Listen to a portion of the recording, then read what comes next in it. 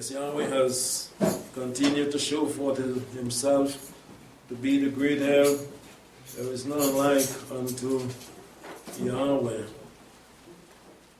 And we must give him praise that is due to his great name. For he is great and he works wonders, as we have heard so far already today, in the life of his people, never ceasing to flow his goodness, loving kindness, and mercy. I begin this passage by turning to Isaiah chapter 40. Isaiah chapter 40, I'll read from verse 9. O you that tells good tidings to Zion, get up on a high mountain. O you that tells good tidings to Jerusalem, lift up your voice with strength. Lift it up, be not afraid. Say to the cities of Judah, behold your Elohim. Behold, the sovereign Yahweh will come as a mighty one, and his arm will rule for him. Behold, his reward is with him, and his recompense before him. He will feed his flock like a shepherd. He will gather the lambs in his arms and carry them in his bosom, and will gently lead those that have their young. Who has measured the waters in the hollow of his hand, and measured out the heaven with the span, and comprehended the dust of the earth in a measure, and weighed the mountains in scales, and the hills in a balance? Who has directed the spirit of Yahweh, or being his counselor, has taught him? With whom took he counsel? And who instructed him? And who taught him in the path of justice? And who taught him knowledge? And showed to him the way of understanding? Behold, the nations are as a drop of a bucket, and are accounted as a small dust of the balance. Behold, he takes up the isles as a very little thing.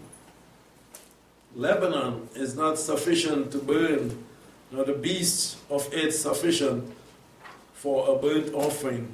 All the nations are as nothing before him. They are counted by him as less than nothing and vanity. To whom then will you liken El? Or what likeness will you compare him? The image, the workman has cast it, and the goldsmith overlaid with gold, and the cast forth silver chains.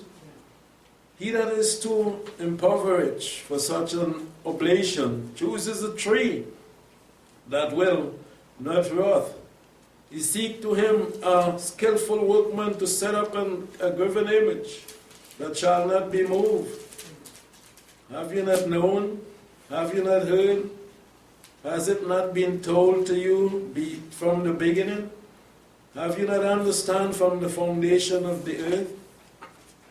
It is he that sits above the circle of the earth, and the inhabitants of it as grasshoppers, that stretches out the heavens like a curtain, and spread them out as a tent to dwelling, that bring princes to nothing, and make the judges of the earth as vanity. Yes, they have not been planted. Yes, they have not been sown. Yes, their stalk has not taken root in the earth. Moreover, he blows upon them, and they wither, and the whirlwind takes them away as stubble. To whom then would you liken me, that I should be equal to him, says the Holy One? Lift up your eye on high and see, who has created these, and bring out the host by number. He calls them all by name, by the greatness of his might, and for that he is strong in power. Not one is lacking. Why do you say, O Jacob, and speak, O Israel? My way is hid from Yahweh, and justice due to me has passed away from my Elohim. Have you not known?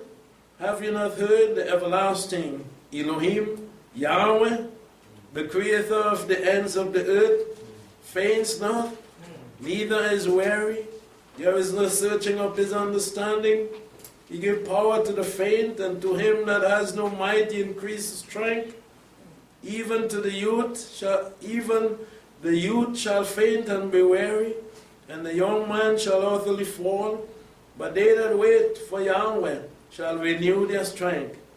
They shall mount up with wings as eagles. They shall run and not be weary. They shall walk and not faint. When we read something like this, when we understand more of the Most High, yes, the first verse that we read in verse 9 is telling us what we ought to do, what we will do, what we should do. You who tell these good tidings to Zion, get up on a high place. Let others hear, let others know that the mighty one that we serve, this is who he is. This is what he is capable of.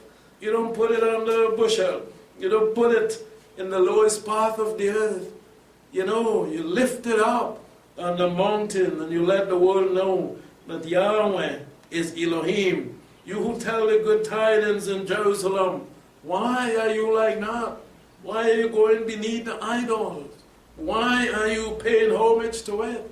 You should be on top of it. You should be lifting your voice. You should be telling others of Yahweh, the mighty one of Israel. In Jerusalem, lift it up, he said, and don't be afraid. Don't put yourself in such situation where the nations are above you, those who worship idols. Say it to the city of Judah. Say it to the Jewish people. Say it to the worshippers of Yahweh.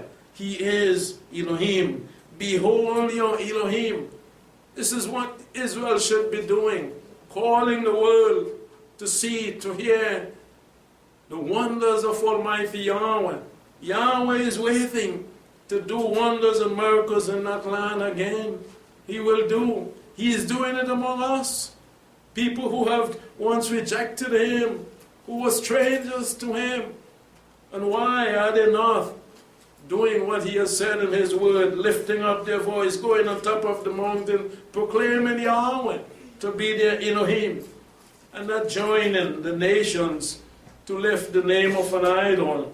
Behold, the sovereign Yahweh, he will come as a mighty one, and his arm will rule. And Yahweh is coming again to work in this world through Yahshua the Messiah first, and then he himself, Revelation said, will come.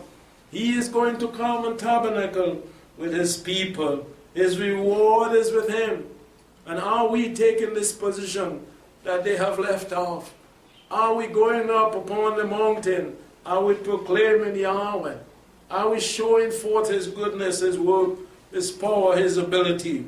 He is going to reward those that do it. We are seeking that reward. His recompense is coming before him. And it is coming with Yahshua the Messiah. This is what it means, because Yahshua the Messiah is coming back to this earth before Almighty Yahweh is going to be here. And he's going to be here 1,000 years before Almighty Yahweh. And he is the one that is coming, he said it in the book of Revelation. He is coming with the reward that Yahweh has for the faithful, those who are doing what they are placed here to do. And we pray that we may fill this gap, and we may be doing the work that we are called in these last days to do. Yes, he will feed his flock like a shepherd, and Yahshua is coming to do that. Yahweh has sent him to be the shepherd of his people, and he will be doing that for 1,000 years, a millennium, feeding this world, again, the truth, with food that nourishes and cherishes the people of Yahweh, to keep us until Yahweh shall come. He will gather the lamb in his arms and carry them in his bosom, gently leading them with the love that he has. He is going to be doing that work. And those who oppose him, he carries the rod of iron to deal with them. Who can do that but Yahweh and his mighty power? Who has measured the waters in the hollow of his hand? He can tell us the volume of water that is on the earth. Yahweh alone can do that. And he can tell us the volume of water that is above, because he is the one that divided the waters from the waters. And how great is he to tell us, yes, the volume of water that is there. He can measure out the sand by grain on the sea. Who can do that? This is the mighty one that we are speaking about. Yahweh, Elohim. Yes, the span, the heaven, he has as a span in his hand. He comprehends the dust of the earth, as well just said. He understands, he can tell you when and what about the dust and every grain of sand. When we hear about the Sahara dust coming from so far, Yahweh is the one who's driving it and sending it across here by his power. You weigh and measure them, the mountain on the scale. This is his power we are reading about, his greatness, his majestic goodness and greatness. He can weigh the mountains, the weight of the mountain. What man, what idol can never do that? You have to bow them and carry them here and there. Yet Yahweh can look at the mountain and tell us the measure and the weight of the mountain. We have to believe this because he is and he has shown his power even to this universe, to mankind, and especially to his people. What is Israel doing about that? And the hill in a balance. Yes, this is how great he is, who has directed the Spirit of Yahweh. The Spirit of Yahweh has done great things in the past, even from the beginning. And Genesis tells us that the Spirit of Yahweh moved upon the water and things occurred. Who had done that but Yahweh? The Spirit of Yahweh descended on Yahshua the Messiah like a dove. Who had done that but Yahweh? The Spirit of Yahweh was sent on the day of Pentecost, the Feast of Weeks, upon the Apostolic Assembly. Who had done that? No mighty one of the nations, no idol, no one else could have done it. Yahweh is the one that directs his Spirit. And the Spirit of Yahweh is what chased Satan out of heaven and cast him down to this earth. He is able to do, or being his counselor has taught him. Yahweh needed no one to be with him, to advise him how to put things together in this universe. He created the heavens and the earth in 6 days, and he needed no one, no other mighty one with him to be any help or assistance to him. This is what we are reading here of. No one gave counsel to Yahweh, with whom took counsel and instructed him and taught him in the path of justice. No one ever did that. Yahweh alone is the great mighty one of knowledge, wisdom, and understanding. No one showed him any understanding. Behold, the nations is as a drop in the bucket. Think about that.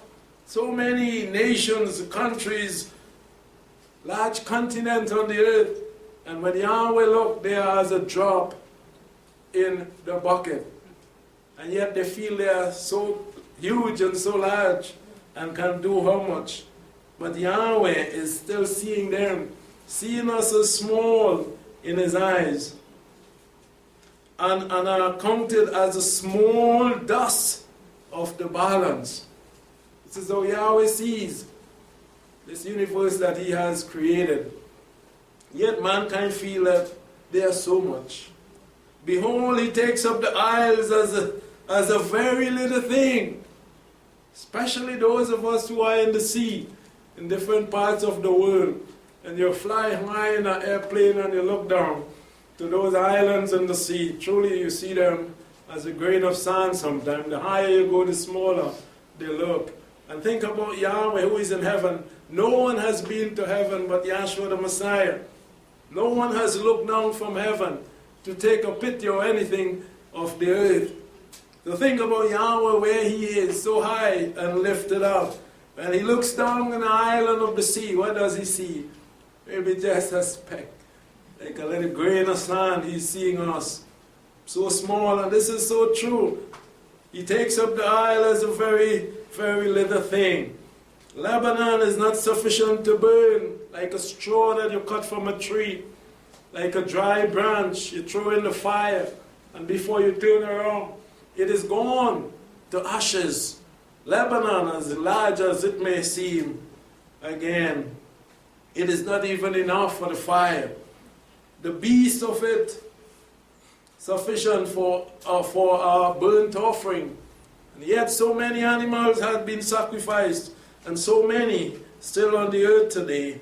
and yet they're very small and little in the eyes of Yahweh. And this is why we come to verse 18. To whom then would you liken Elohim, the strong and the mighty one, the powerful one? What can you use on earth even to say? Is he big as the USA?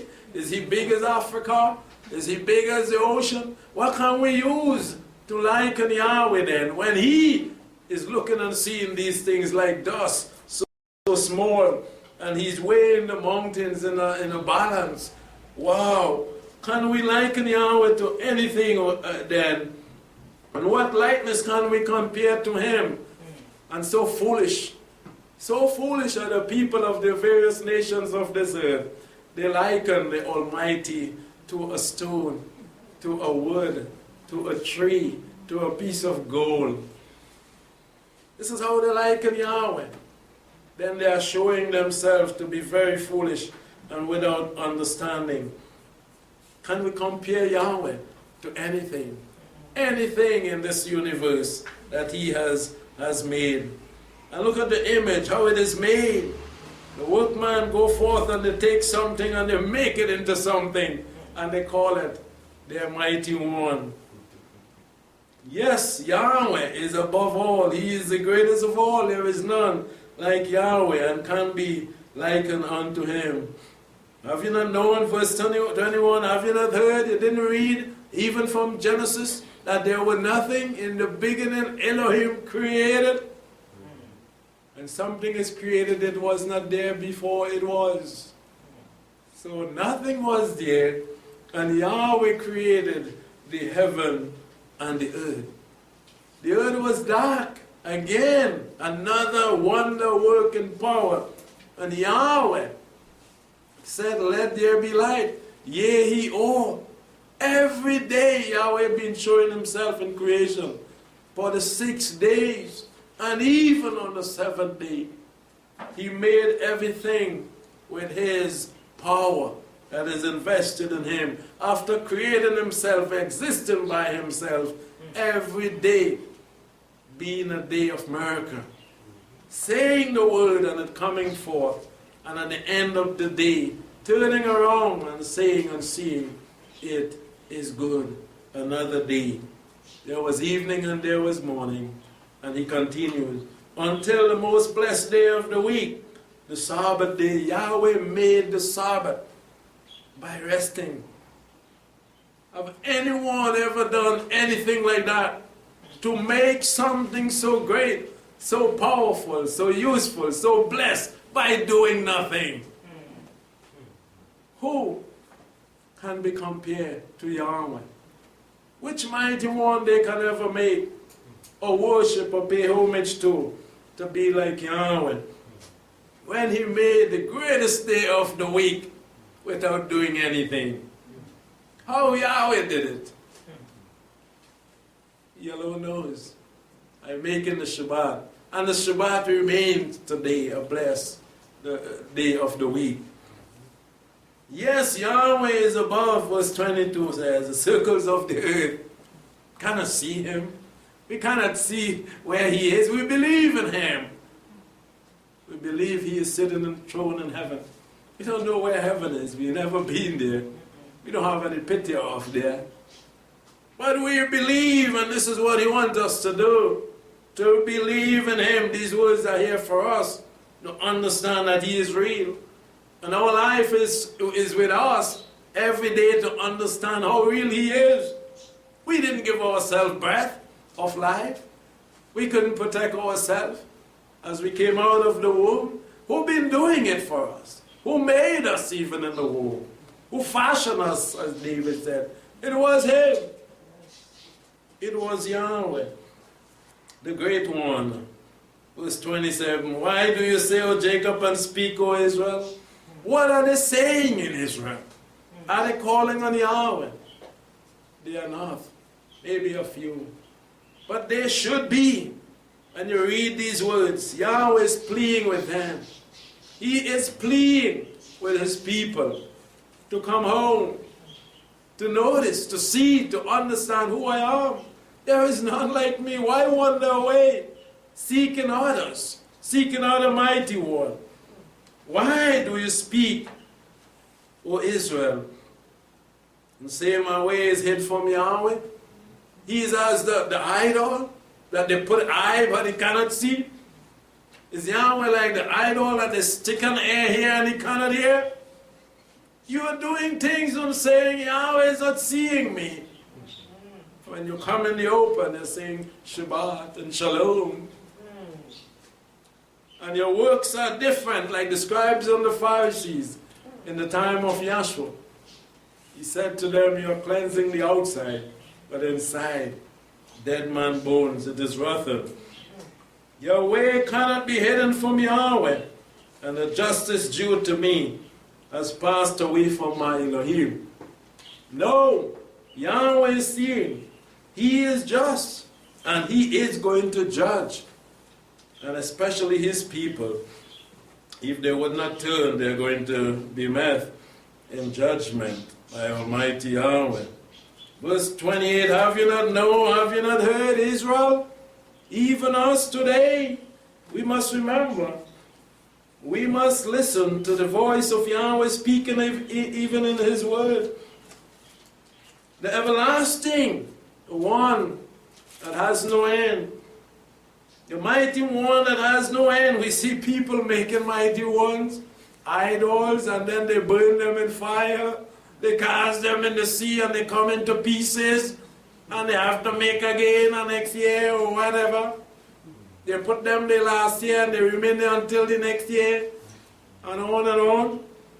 The everlasting Yahweh. There is no end. No one can throw Yahweh in the fire. They cannot throw Yahweh in the sea. We can't do that to Almighty One. We can't tell Him what He should be doing. We can't take Him up and put Him on a van or even an airplane or something, carry Him somewhere for a ride. Yahweh is the one that does for us. The everlasting Elohim, Yahweh the Creator. This is the one we worship. Ends of the earth, faint not. There is not. We don't have to come in a system and doing anything. He don't get tired. He doesn't faint. Neither is weary. There is no searching of His understanding. But we don't have to help Yahweh to think. Or to say, well, I feel He thinking so, and you're going to do this so I going to do that so. He gave power. This is the one that gives power. You don't have to go and assist Him. He giving you power. You have to give Him no power. We see people with the idols that tote it and take a crane and lift up the idol and then put it on top of a van or something. Yahweh is the one doing that to us. He's leading, guiding, directing, giving us power to the Ruach HaKodesh so that we can do. He gives power to the faint and him that has no might. You see? He increases strength. This is why we go through Him. We don't have to take Him up and ask someone to help us with Him and put Him across because He's so heavy. He gives us the strength to do things. Even the youth shall faint and be weary, and the young man shall utterly fall. But they that wait for Yahweh shall renew their strength. They shall mount up with wings like eagles. Run and not be weary. Walk and not faint. We have come to love Yahweh because of who He is. The mighty one of Abraham, Isaac, and Jacob has been delivering His people in such a mighty and miraculous way from day one, in the beginning. From the busy one, Hasatan, He been protecting His people, and even His universe too. Hadn't it been Yahweh, there would be nothing in this place. In the beginning, Elohim created, and the earth was dark, and Yahweh had to come with the light to move away Hasatan from wherever he wanted to be. And Yahweh divided the light from the darkness so the earth could have light and energy, and Satan would use the darkness. Or else this entire earth would be dark. Nothing would be able to survive in it. But the light and the heat is the energy. This is why we have heat and cold. We need that to survive. And it represents, yes, life. The light represents life. The darkness represents sin and death. So Yahweh is a mighty one of light. The Creator. He creates things with light. Yahshua the Messiah came into the world and he said, let there be light. And so it was. Things came into being. In chapter 44, in Isaiah, and verse 6, in this manner says Yahweh, the King of Israel, and his Redeemer, Yahweh of hosts, I am the first. Look how many mighty ones we are seeing and hearing of in the world that came after Yahweh, that was made by man. Yahweh is saying and reminding Israel, I am the first, I am the last, will be the last standing also. From the beginning to the end. Yes, they've been making mighty ones, but Yahweh is going to be the last standing, because he is going to destroy all the other mighty ones. Some tell us clearly, the mighty one of the nation, they are what? They're idols, man-made thing. The other power than Yahweh's power is Satan. All those things people making and worshiping, they are nothing. Wood and stone, Paul tells us that. Don't be afraid of them, they cannot do anything. Satan is the one that we've got to be very careful with.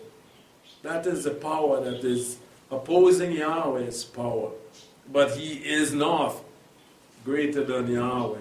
So once we are in Yahweh and we believe in Yahweh and trust Him and obey Him, we have, as we are promised in the book of Romans, the victory. We are conquerors. We promise a victory over Satan. And who as I shall call and shall declare it and set it in order before me, since I established the ancient people. Yahweh is the one who made man in his image and likeness, the first man, Adam. And what power it took to make a man out of the dust. Go back, Israel. Go back and think about Yahweh. You're calling on other mighty ones. Are they able? Is that your mighty one that created the first man and woman too? He took the dust. Do they really believe in the Bible, in the scriptures? Yahweh said that he took the dust and he formed man out of the dust of the ground. And then he breathed into this man the breath of life, and man become a living soul. What power does it take when doctor do surgery and as they're telling us all type of things inside there, man? That's serious business for us. Wow. How this was done? Can we comprehend? Could anyone back then counsel Yahweh in putting those organs together and putting the veins and everything in there together to work like it is working today in us so that we can be alive? What mind does it take? What heart? What ability does it take to do that? To make a human being? From dust. Go back. From dust, Israel. You want to worship wood and stone and say that is your mighty one who brought you out of the land of Egypt? If it had been that, you would have still been there definitely in Egypt. No wood and stone, no image or idol could have done that work and bringing you out. Yahweh took the dust and he formed the man. We were not there, but we are human. We could understand what he's saying. We didn't make ourselves, not our parents. Yahweh did it. And on top of all of that, he caused a deep sleep to come upon the man, and the man slept. And he was the first physician. He did the surgery on Adam. And he took a rib out. Who would have been able to know that you could have done something like that if Yahweh didn't first open the human that he made and took something out and patch it back up, sew it up back again according to the scriptures. Nobody would have known that.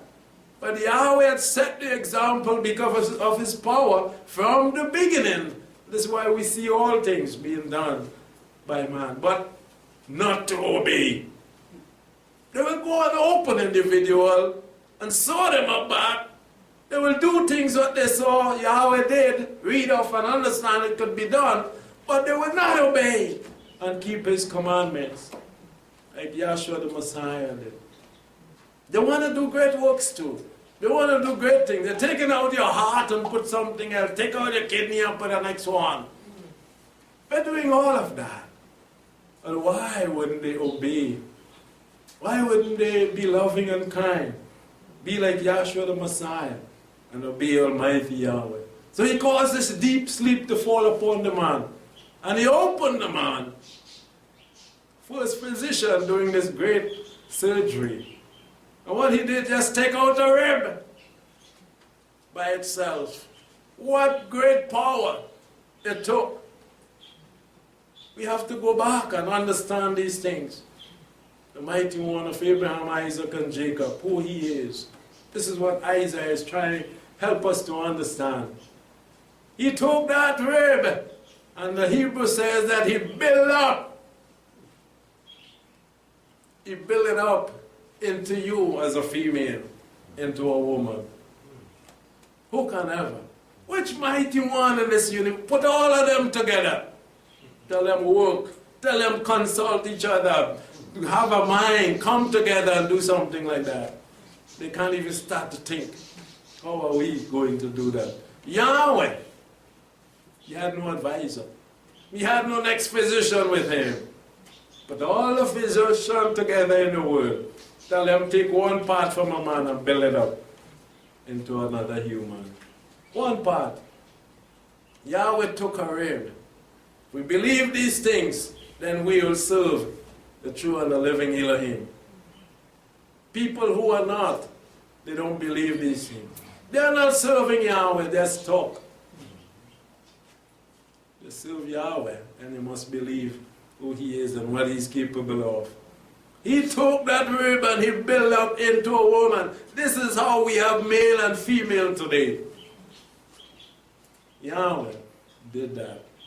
And the woman made slightly different from the man. With the rib of the man, he did that. And it didn't happen so that it come out a man. It didn't happen like that. Sometimes they throw something in a mold. It didn't come out good. Didn't come out how I wanted it. I plant a tree and I know it never bear is a male tree.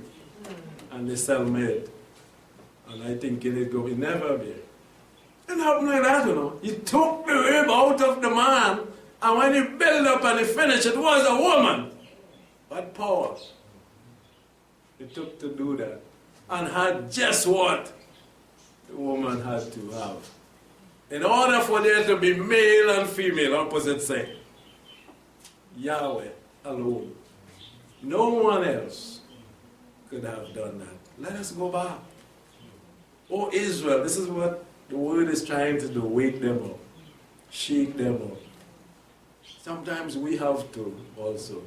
That's why people come the way of Yahweh and they drift away. Because these are the things that are far from their heart and mind and thought. They think about money, they think about good time, these are the things we have to think about. When we think about this, how great he is, we don't have a problem. If he was able to make a man, if he was able to take something out of a man and make it into a woman, he could do anything for me. I do have a problem. I could be where and what. I don't have a problem. If he part the sea and he make 1.5 million people across there, what problem I have? If I even face with the sea.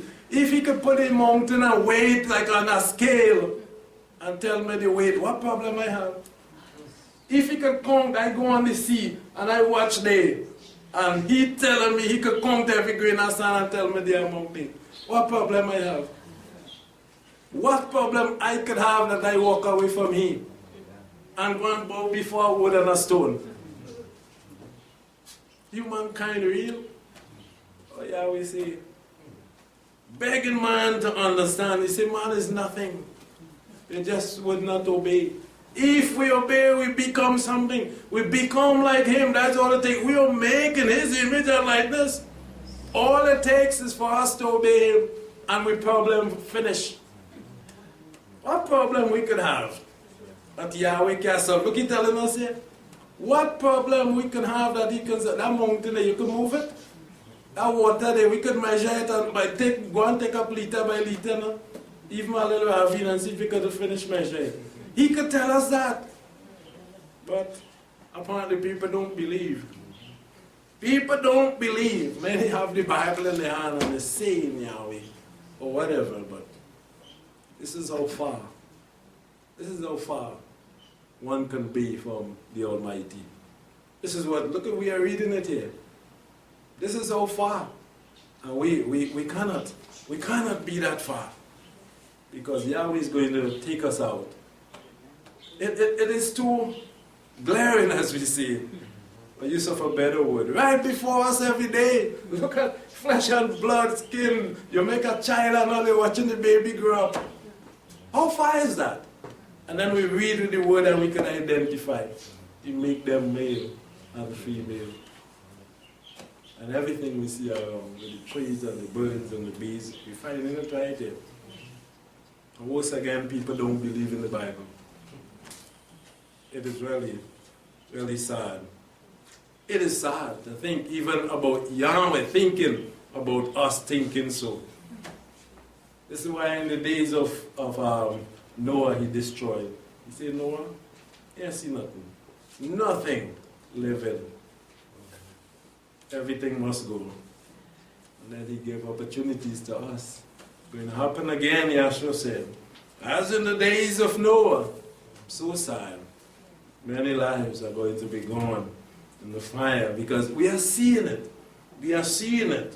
How rebellious people. Verse 24, 44 and 24. Let us learn to draw back close to Yahweh to see and understand who we serve in. It is not as any mighty one that we hear of, see sometimes, or know. In this manner says Yahweh, verse 24, your Redeemer, and he that formed you from the womb. He's shaking them up. He's waking up Israel. It is me. I am Yahweh, only Yahweh. Why are you calling an idol? Why are you following the nation? Why are you living like the nations? Why you want to be like the nations? So many people came to Yahweh and they turn back and want to be like the nation. Look who I am. You rejected me for that? Only Yahweh that make all things. Man going and make an idol and put there for you to worship. I am the one that make all things. I make the tree that you're going to cut to make the idol. I made the gold. I made the silver. I made everything that he is using to make that idol for you to go and bow down and worship. What are you doing? What are you really doing? I am Yahweh that make all things, that stretches forth the heavens alone. I didn't need the help of those things you're bowing down to. In every nation all over the globe. Can you see heaven? You see the firmament, that part they call heaven too. You can look up and say, wow. And wherever you go in the world, when you watch, you see the sky. And you see like it going down to the end and you could never go to the end of it. Go by the ocean, we'll be there for the feast and we see like it buried in the sea. Take a boat and go in the sea and find the sky down in the valley. Look, he's saying it here. I am the one that stretches out that. Go and see how far it stretch. See how far it stretch. He's telling us, and these are things we can identify with. Fly and reach the sky and go up to the heaven See if you could do that. They tried to the Tower of Babel. What happened to them? You know, they say, oh, foolish you, I just destroy you right here. Because you're going to be doing that all now, you're still building. Right? And that's only when I'll be concentrating on. Man will not be able to concentrate on nothing else. So many things have been done since that. Man were able to do things. Build hospitals, maybe, something good, build cars to travel, and all of that. But they'll still be just focusing on one thing, building the Tower of Babel. Maybe still walking the road. Right, but I am Yahweh that stretches out, he said, the heavens alone and spread abroad the earth. Who is with me? Who? But they're calling so many, this one say he named so, that one say he named so, and we does worship this, and my grandfather worship this, and he used to have everything, I worship in this and that. Who? Who is with me? It is so sad to see how far mankind has drifted away from Yahweh. In chapter 46, from verse 5, see how many passages right here, much more to, I haven't covered all. It's showing us of the greatness of Yahweh. Isaiah speaks so much of Yahweh, his power, his might, his ability. In chapter 46, right here in verse 5, to whom would you liken me? Again, and make me equal. They are making, let's imagine that. They are making people who say they are intelligent, educated people supporting these things, making mighty ones, idol, and they are worshiping them too. And compare, make me equal and compare me, that we may be alike. So think about how foolish these people. Some of them making an elephant and saying it is a mighty one. This is how they are likening Yahweh too. They say the Almighty is like this. Some make a calf. The Almighty is like, some make a stone, wood, carve it into something. They make a JC and say that is the Savior. All this foolishness. Look, Yahweh is saying it here. Yahweh is clearly showing forth idolatry, how abominable it is. Such as lavish gold out of the bag and weigh silver in a balance. They hire a goldsmith and make it a mighty one. You see? And Yahweh is the one that makes the gold. He's the one that made the silver. Yet they're taking that, use that, and saying, no, this is our mighty one. So how did gold came? How did the silver came? How did the tree come? For you to go and cut it to make it into a mighty one. They fall down, yes, they worship. Think about Yahweh. He's telling us these things. And why those mighty one can't tell us? And say, well, Yahweh, I know what he's saying. We should see or hear something if they are so mighty. Say, well, oppose Yahweh in such a way. Show us facts that Yahweh is not. But Yahweh is telling us about them, those mighty ones that they are making. And then they bow and they worship it. They bear it upon their shoulder and carry it. We see these things with our eyes. We hear with our ears what they does with those idols. And set it in its place. All these things are so true. And it stand there. They take it and they put it there on the shelf or wherever. I don't even know. They hang up JC on our wall in the church or in front of the church or wherever. I did it after we made it. Look at here. And yet that can't tell us anything. You know? But Yahweh is telling us about those things. We must stand there. It shall not move from its place. Isn't that true? It is. Yes. One may cry to it. And we see these things, we can identify with these things. People going before these things and crying and pouring milk and pouring water and believing all them kind of things. That the thing will gobble it up.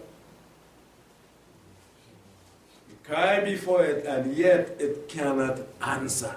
But they are saying that it does answer. Well, if it does answer, let me hear the answer and let me hear what it's telling you to. You understand? But Yahweh, who created all things, which they take the thing that he created, they make the idol of television and them take can't answer. So even though they say it outside, what do you believe that?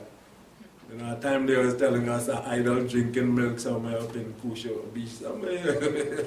And people go in and see it. I just waste my time to go and see an idol drinking milk after Yahweh tell us all of this about the idol. And the idol crying and all that. That one they say the idol crying. And one not far from where we used to live, they say the idol crying honey coming out of the idol and all kind of thing. Yeah, I must believe those things. And Yahweh tell us here already.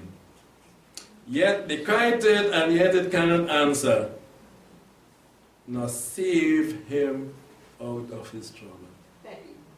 This is the mighty one of Israel speaking.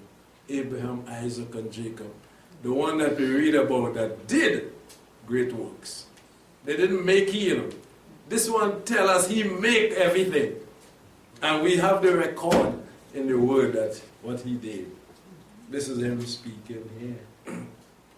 Cannot answer them, nor save them from their trouble. But they will say different. They always say different. But that thing I pray into, you know, I pray to G.O.D. and he helped me and helped my children. And they want to create all things, you know, telling us that can help you. How foolish you are to go and believe and follow people and do otherwise than what Yahweh is saying. Verse 8 says, remember this and show yourself as man. Show yourself as who I make. I make you with wisdom, knowledge, understanding. Yahweh put a brain. Who could have made something like that? Put that.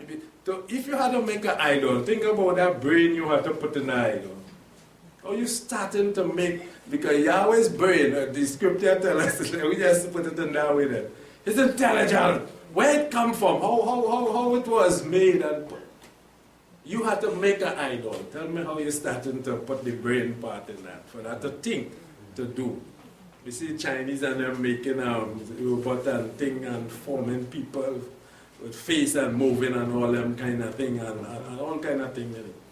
Can they make a human even like themselves? Because even though they make that, he can shut down and stop working on it. Can they make something like themselves that Yahweh had made? No. You remember to show yourself like man. Be a man. Who am I have made? You are being actually a fool and even less than what I have made by denying me. Why you deny your maker? You know, when you think about this, is what Yahweh says. A man is supposed to deny his maker.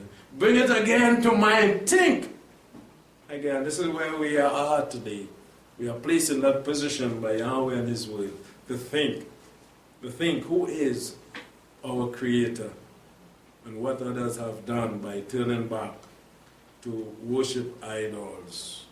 Bring it to mind, you transgressors who have been breaking the laws of Yahweh by paying homage to idols. Remember the former things of old. Go back to Genesis, go back to creation.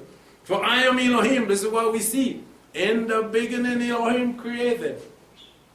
He did, you know, that things didn't, it's not like evolution. Things didn't come just so, this is why they teach evolution. Because they want to deny Yahweh's power.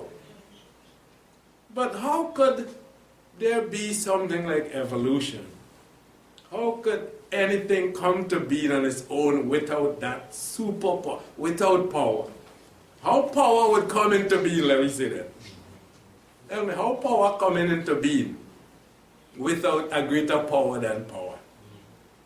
So this is why Yahweh is permanent in the scriptures and must be, because things are created and still being by the power of Yahweh. You cut the grass and still, you spray the grass and still, it is because it is Yahweh. They are transgressing. Remember the former things of old. I am Yahweh and there is no one else. Cannot be. In the beginning, Elohim. Yahweh existed by himself. And then he made all things else. He had no one else with him. So what the scripture teaches, and we believe in now, we see in that. There was no one else. I am Yahweh, and there was no one even like me, like close to Yahweh. If you know a mighty one that is close to Yahweh, let me know.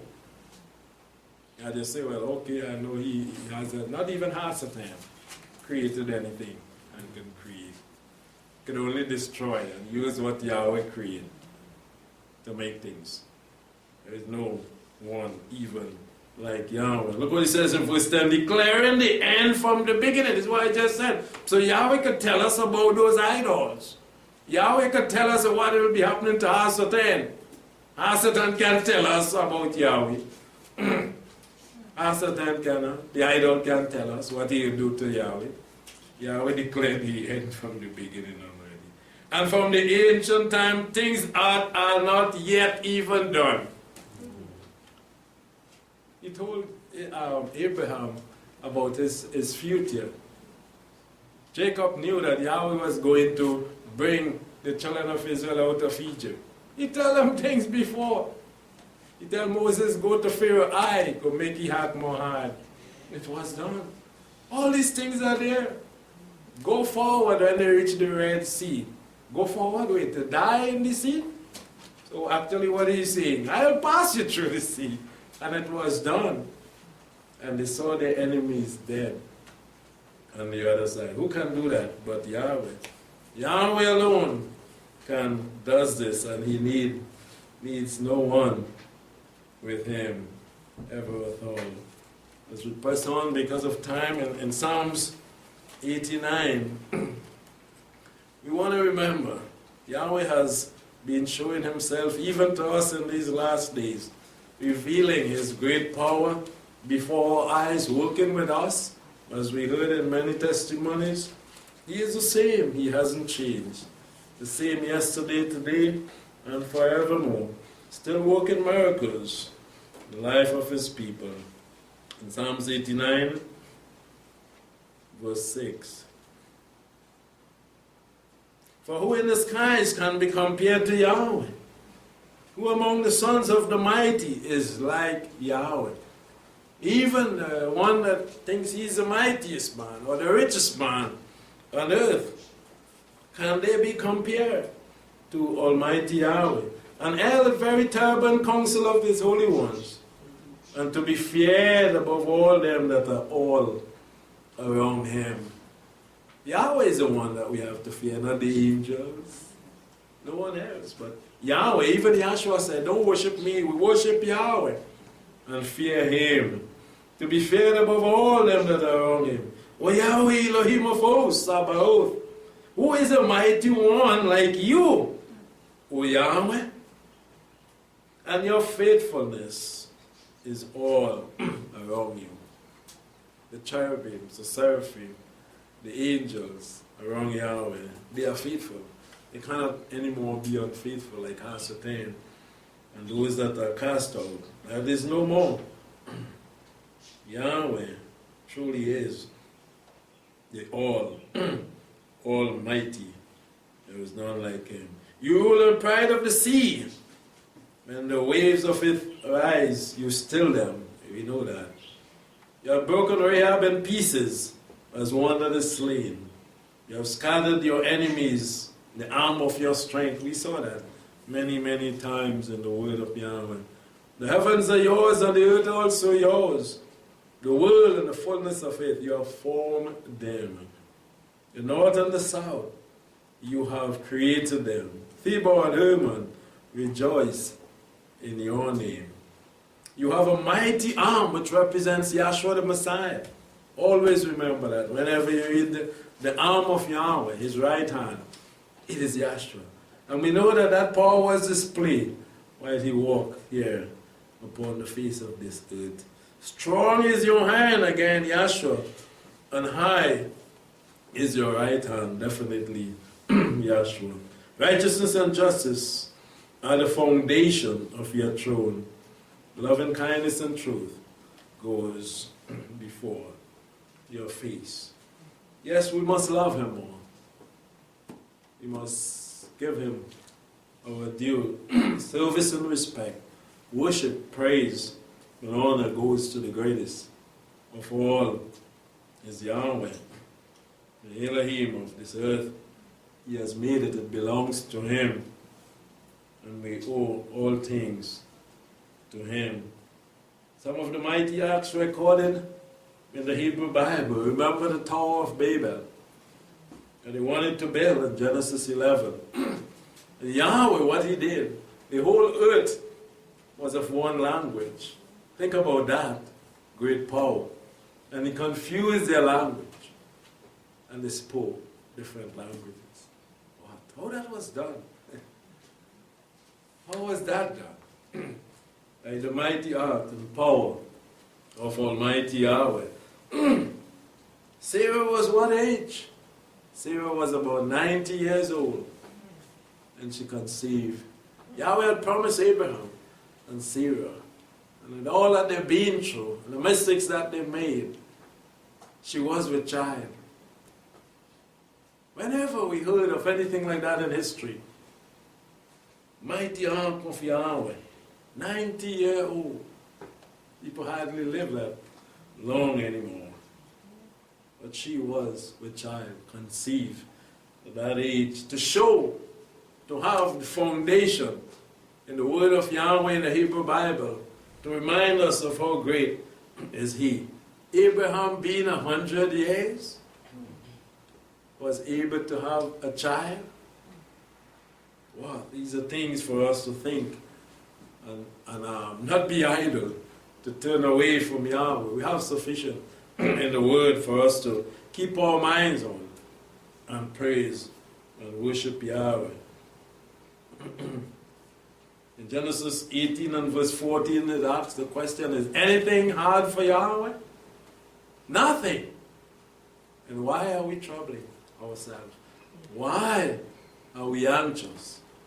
Why people are leaving the way of Yahweh to go anywhere else?